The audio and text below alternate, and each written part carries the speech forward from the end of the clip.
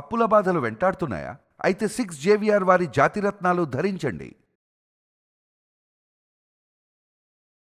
నమస్తే.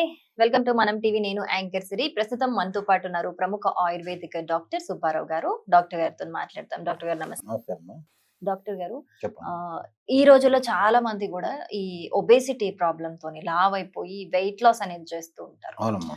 సన్నగా అవ్వాలి, హెల్తీగా అవ్వాలి అని చెప్పేసి. సో అందుకని అందరూ ఏం చేస్తూ ఉంటారంటే ఒక డైట్ ప్లాన్ తీసుకొని అందులో మెయిన్ గా రైస్ ఉండకూడదు, రైస్ ఐటమ్ తగ్గించేసి మిల్లెట్స్ లాంటివి రిప్లేస్మెంట్ చేసుకుంటూ ఉంటారు. అసలు ఈ మిల్లెట్స్ అనేవి నిజంగానే వెయిట్ తగ్గిస్తాయా? అండ్ వెయిట్ లో అంటే రైస్ అనేది కంప్లీట్ గా అవాయిడ్ చేసినంత మాత్రాన మనకి వెయిట్ లాస్ అవుతుందంటారా? పూర్వం మన తాతలు ఈ మిల్లెట్స్ అంటే తెలియదమ్మా. తెలియదు. అవును. 3 పూట్ల అన్నం తిన్నారు, కష్టపడి పనిచేశారు. వాళ్ళకి బొర్రలు లేవు. 100 ఏళ్ళు బతికారు. 100 ఏళ్ళు కూడా 3 పూటలు కాదు, 5 పూటలు కూడా తిన్న రోజులు ఉన్నాయి. మరి వాళ్ళకి రాని ఒబిసిటీ ఇప్పుడే ఎందుకు వస్తుంది మనకి? యాక్టివిటీ లేక కాదమ్మా. దీనికి నాకు తెలిసినంత వరకు ఒక 5-6 కారణాలు ఉన్నాయి. దాంట్లో ఒక 2-3 కారణాలు మీకు చెప్తాను. ఒకటి, పూర్వం మన ఇల్లు అంటే చాలా పెద్దగా ఉండేది, తోట ఇల్లు అని ఉండేది. దాని చుట్టూట ఓడవటాలు అలాంటి పనులు ఉండేవి. ఇప్పుడు చాలా చిన్న 100,000 స్క్వేర్ ఫీట్లు ఇల్లు అయిపోతుంది. ఆ 1000 స్క్వేర్ ఫీట్లో కూడా ఒకసారి జస్ట్ అట్లా వ్యాక్యూమ్తో క్లీన్ చేసుకుంటున్నారు.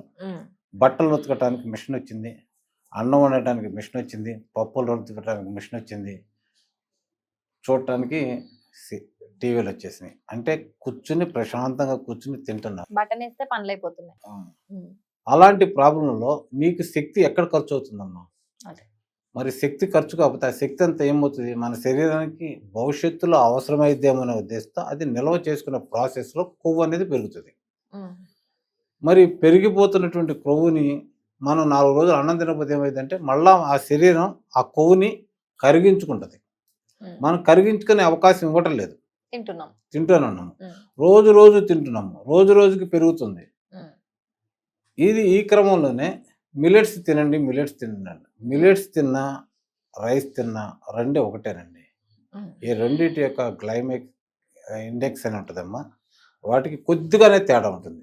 అది 70% బియ్యంలో ఉంటే ఇది 65%, 60% ఉంటుంది. అంతకు తప్పితే ఏమి ఉండదమ్మా.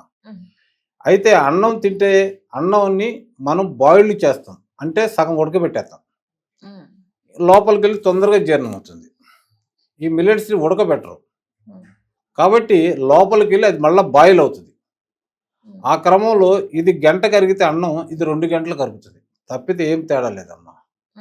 బియ్యం మీద తినొచ్చు, కానీ అట్లా ప్రచారం చేసి విపరీతమైనటువంటి రేట్లకి 20-30 రూపాయలకి వచ్చేటట్టు ఆ 70-80 రూపాయలకి అమ్మేసుకుంటున్నారమ్మా.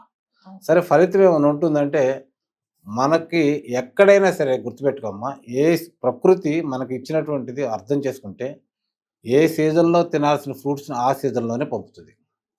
ఎక్కడ మనం తినాల్సినవో అక్కడే అవే పండుతాయి. మనకి వడ్లు పండుతాయి, పంజాబ్లో గోధుమలు పండుతాయి, అక్కడ గోధుమ ఆహారం, ఇక్కడ మనకి.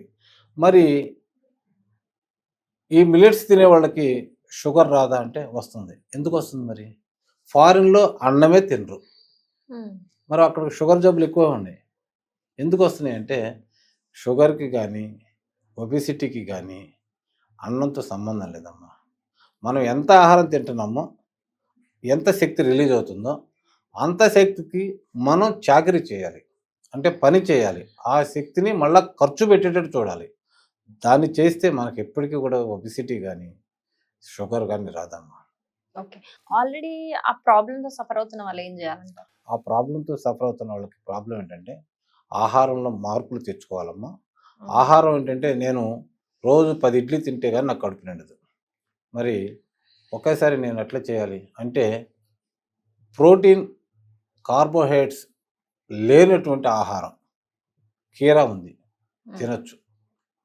తర్వాత దోసకాయ తినొచ్చు. దీంట్లో మనకి ఏమి కొవ్వుని పెంచేటువంటి ప్రోటీన్స్ కానీ కార్బోహైడ్రేట్స్ కానీ ఉండవమ్మా.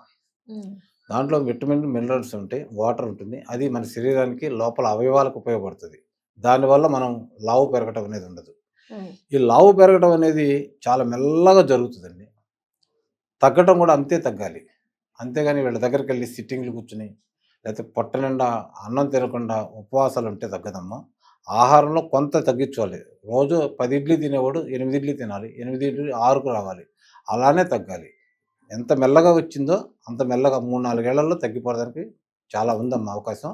అయితే ప్రత్యామ్నాయంగా మనం తీసుకోవాల్సిన ఆహారంతో పాటు ఇలాంటి కీరాలు లాంటివి తీసుకుని మన కడుపు నింపుకుంటా ఉంటే వెయిట్ లాస్ అనేది ఈజీగా అవుతారమ్మా.